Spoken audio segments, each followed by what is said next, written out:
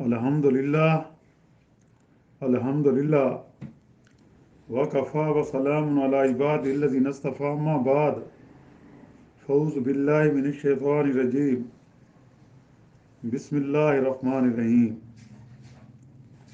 خذوہ فاعتلوہ الی سواء الجحیم، اسے پکڑ لو پھر گھسیٹتے ہوئے بیچ جہنم تک پہنچاؤ۔ ثم صبوا فوق راسہ من عذاب الحمیم، پھر اس کے سر پر سخت گرم پانی کا عذاب بہاؤ۔ ذق انک انت العزیز الکریم، اس سے کہا جائے گا چکھتا جا، تو بڑی ذی عزت اور بڑی کرام والا تھا۔ ان ھذا ما کنتم بہ تمترون، یہی وہ چیز ہے جس میں تم شک کیا کرتے تھے۔ ان المتقین فی مقام امین، بے شک اللہ سے ڈرنے والے امن اور چین کی جگہ میں ہوں گے۔ فی جنات وعیون، باغوں اور چشموں میں ہوں گے۔ یلبسون من سندس واستبرق متقابلین، باریک اور دبیز ریشم کے لباس پہنے ہوئے آمنے سامنے بیٹھے ہوں گے۔ سبحان ربک رب العزت عما یصفون وسلام علی المرسلین والحمد للہ رب العالمین۔ اللہم صلی علی سیدنا محمد وعلی آلہ وصحبہ وسلم۔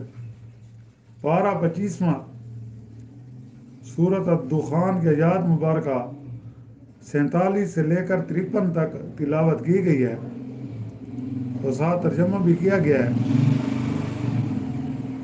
گزشتہ آیات میں جہنمیوں کے بارے میں ذکر ہوا تھا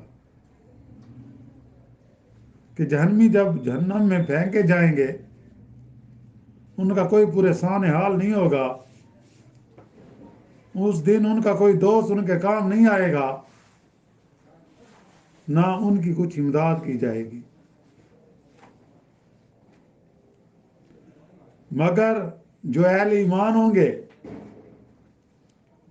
جن پر اللہ کی خصوصی مہربانی ہوگی ان پر اللہ کی طرف سے رحمت بھیجی جائے گی، رحم کیا جائے گا، ان کو انعامات ملیں گے۔ اور جہنمیوں کو جو کھانے میں ملے گا وہ زقوم کا درخت ہوگا، جو کانٹے دار درخت ہے، وہ ان گنہگاروں کا کھانا ہوگا جو مثل تلچھٹ ان کے پیٹ میں کھولتا رہے گا، جس طرح گرم تیل ہوتا ہے اور اس میں ابال آ جاتا ہے، اسی طرح وہ ان کے پیٹ میں ابال کرے گا، کھولے گا، جس طرح تیز گرم پانی کو گرم کیا جاتا ہے تو پانی اوپر کو اٹھتا ہے، تو وہ ان کے پیٹ میں ان کی یہ حالت ہوگی۔ اور پھر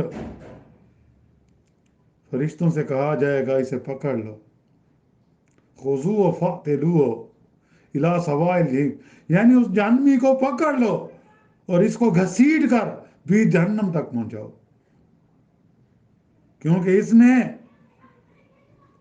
ہماری ناقدری کی تھی، اس نے انبیاء کو نہیں جھٹلایا تھا بلکہ اللہ کو جھٹلایا تھا۔ جو جہنم میں مقرر فرشتے ہوں گے ان سے کہا جائے گا ان کو دوزخ کے درمیان بیچ میں ڈال دو تاکہ اس کو سخت سے سخت عذاب ملے کہ میں نے ان کی ہدایت کے لیے انبیاء بھیجے، انہوں نے نہ رات دیکھی نہ دن دیکھا، ان کو اللہ کی توحید کی دعوت دی، ان کو بار بار کہتے رہے قولوا لا الہ الا اللہ تفلحون، تم لا الہ الا اللہ کہہ دو کامیاب ہو جاؤ گے، لیکن انہوں نے ان کی بات نہ مانی، بلکہ انہوں نے تکالیفیں دی، ان کو ہر قسم کی اذیتیں دیں، ان کے اس مشن میں ان کے لیے آگے رکاوٹیں کھڑی کی، ان کو جھوٹا کہا، ان کو دیوانہ کہا، ان کو مجنون کہا، ان کو جادوگر کے لقب سے نوازا۔ اور جو کمزور مسلمان ہوتا یہ اس کا مذاق اڑاتے، انبیاء کا بھی مذاق اڑاتے اور خصوصاً کمزور مسلمانوں کا بھی، اور ان پر ظلم کرتے، ان پر تشدد کرتے کہ اس دین سے ہٹ جاؤ، اپنے باپ دادا کے دین پر آ جاؤ۔ آج ان کی کوئی بخشش نہیں ہے کہ ان کو گھسیٹ کر لے جاؤ اور جہنم کے وسط میں پھینک دو۔ پھر مزید ثم صبو فوق راسی من عذاب الحمیم، ان کے سر پر سخت گرم پانی بھی بہاؤ. ایک تو پینے کے لیے زقوم ملے گا کانٹے دار جو پیٹ میں کھولے گا، اور دوسرا اوپر سر پر بھی گرم پانی پھینکا جائے گا عذاب کے، کہ ان کو عذاب میں بھاؤ، گرم پانی کا عذاب بھاؤ ان پر. اللہ تعالیٰ ہم سب کو اس سے بچا کر رکھے، اللہ تعالیٰ ہماری حفاظت فرمائے، اللہ تعالیٰ ہمیں جنت کا مستحق بنائے. اور پھر ان کو کہا جائے گا ذوق، اب چکھو، ذوق چکھو، انکا انت العزیز الکریم، تو دنیا میں بڑا عزت والا اور بڑے اکرام والا تھا. اپنے آپ کو تو میں بڑا عزت دار ہوں، میں بڑا سردار ہوں، میری باتیں مانی جاتی ہیں، کوئی میرے سامنے اف نہیں کر سکتا.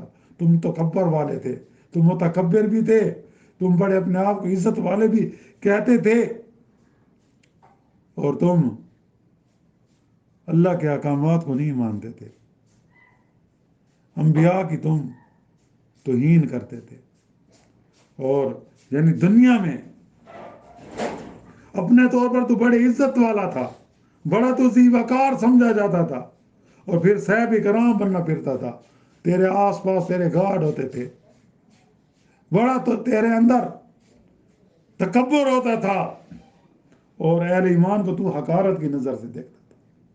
تو کہتا تھا یہ تو بڑے سادے لوگ ہیں، یہ دنیا چاند پر پہنچ گئی، یہ ابھی تکبر کی باتیں کر رہے ہیں، تو یہ کہا کرتا تھا. اور جو نبی کریم صلی اللہ علیہ وسلم کے وقت کفار موجود تھے، وہ کیا کہتے تھے؟ مرنے کے بعد ہم نے زندہ بھی نہیں ہونا، جب ہمیں دفن کر دیا جائے گا، خاک میں مل جائیں گے، ہماری ہڈیاں ریزہ ریز ہو جائیں گی، پھر ہم نے بس یہی زندگی ہے. اور الٹا نبی کریم صلی اللہ علیہ وسلم کو کہتے تھے اگر آخرت ہونی ہے، آنی ہے، تو پہلے ہمارے آبا و اجداد کو زندہ کر دو. ہم آخرت پر یقین نہیں رکھتے. اور جب سکرات موت آتے ہیں، عذاب کے فرشتے دیکھتے ہیں، جیسا کہ فرعون کے بارے میں آیا، جب غرق ہو رہا تھا، عذاب کے فرشتے دیکھے تو کہنے لگا میں اب ایمان لاتا ہوں ہارون اور موسیٰ کے رب پر، لیکن اس وقت کا ایمان قبول نہیں ہے، وہ عذاب کو دیکھ کر ہے. اور کہا جیسا کہ قرآن مجید میں کہ انہیں صبح و شام جہنم کی آگ پیش کی جاتی ہے جہنمیوں کو، کہ یہ تمہارا اصل مقام ہے. تو یہاں بھی یہی ہے کہ تمہیں اپنے فسق و فجور پر ناز تھا، اہل ایمان کو حقارت کی نظر سے دیکھتے تھے، اپنے آپ کو بڑا سمجھتے تھے، حق بات کو نہیں مانتے تھے، لوگوں کو حق کے راستے سے ہٹاتے تھے، جہاں تمہارا بس چلتا تھا طاقت استعمال کرتے تھے. اب مزہ چکھو. اور پھر فرمایا ان ھذا ما کنتم بہ تمترون، ہاں یہی وہ چیز ہے جس میں تم شک کیا کرتے تھے. تم کہتے تھے بس ہم مرنے کے بعد دوبارہ زندہ نہیں ہوں گے، بس یہی دنیا ہے، یہی زندگی ہے، بس جہاں عیش عشرت کر لو. اور مذاقاً یہ بھی کہتے تھے ادھر ہمیں اللہ تعالیٰ، اگر تمہارے کہنے کے مطابق ادھر ہم بھی بڑے مالدار ہیں، عزت والے ہیں، اگر ہم دوبارہ زندہ ہوں گے تو پھر بھی ہم عزت والے ہوں گے، تم رذیل ہوگے. لیکن وہاں یہ بات نہیں چلے گی بھائی. تمہیں یہی شک تھا نا کہ قیامت نہیں آئے گی، تمہیں یہی شک تھا مرنے کے بعد ہم زندہ نہیں ہوں گے. اب دیکھ لو زندہ ہو گئے یا نہیں ہو گئے، اب اپنا ٹھکانہ دیکھ لیا ہے، اب تم جہنم میں رہو گے، اب تمہارا شک ختم ہو گیا ہوگا. اور اس کے مقابلے میں جو اہل ایمان ہیں، اللہ تعالیٰ ان کو خوشخبری دے رہے ہیں ان المتقین فی مقام امین، کہ بے شک اللہ سے ڈرنے والے امن اور چین کی جگہ میں ہوں گے، وہ مطمئن ہوں گے، وہ پور سکون ہوں گے. وہ امن اور چین کی جگہ کون سی ہے؟ وہ جنت ہے، جہاں نہریں ہوں گی، جہاں دودھ کی اور شہد کی نہریں ہوں گی، جہاں شراباً طہورا پلائی جائے گی، جہاں غلمان ان کی خدمت میں ہوں گے، جہاں وہ جس چیز کی خواہش کریں گے فوراً حاضر کی جائے گی، جہاں انہوں نے محنت بھی نہیں کرنی ہوگی، جہاں وہ بوڑھے بھی نہیں ہوں گے، ہمیشہ جوان رہیں گے، حوریں ان کی خدمت کر رہی ہوں گی۔ اللہ تعالیٰ ہمیں بھی ایسا بنا لے جنت کا مستحق۔ اور پھر فی جنات موجود کہ باغ اور چشمے، یعنی ان کی وہ جو جنتیں ہوں گی اس میں باغات ہوں گے جس میں قسم قسم کے میوہ جات ہوں گے، اور وہ میوے اس دنیا سے کہیں اعلیٰ اور افضل ہوں گے، اور جس میوے کی خواہش کریں گے وہ ایمان لے کر حاضر ہو جائیں گے۔ چشمے ہوں گے دودھ کے، شہد کی نہریں ہوں گی، شراباً طہورا ہوگا، اور ہمیشہ خوش و خرم رہیں گے۔ وہاں محنت نہیں کرنی پڑے گی، وہاں آرام کی زندگی بسر کرنی پڑے گی، لیکن وہ تب جو اللہ سے ڈرنے والے ہیں، جو متقین ہیں، جنہوں نے انبیاء کی بات کو مانا، جنہوں نے شرک نہیں کیا، جنہوں اللہ کی توحید پر قائم رہے، اپنی جانیں کٹا دی، اپنی جان کی بازی لگا دی، لوگوں کے ظلم ستم برداشت کیے، لوگوں کی تکالیفیں برداشت کی، لوگوں کی اذیتیں برداشت کی، لیکن دین حق کو نہ چھوڑا، وہ لوگ کامیاب ہوں۔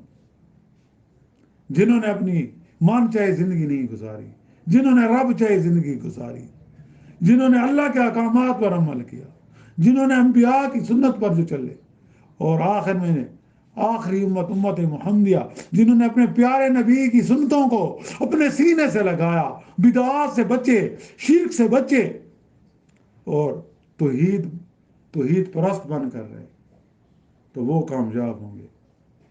ان کو باغات ملیں گے جہاں چشمے ہوں گی، نہریں ہوں گی، قسم قسم کے کھانے ہوں گے، اور پھر یلبسون من سندس و استبرق متقابلین، اور باریک اور دبیز ریشم کے لباس پہنے ہوں گے۔ یہاں مرد پر ریشم حرام ہے، یہاں مرد پر سونے کے زیورات حرام ہیں، وہاں اللہ کی طرف سے انہیں ریشم کے لباس پہنائے جائیں، باریک ریشم کے، دبیز ریشم کے، اور زیورات ہوں گے، کنگن ہوں گے ان کے جو سونے کے، ہار پہنیں گے، آمنے سامنے بیٹھے ہوں گے، خوش گپیاں کر رہے ہوں گے۔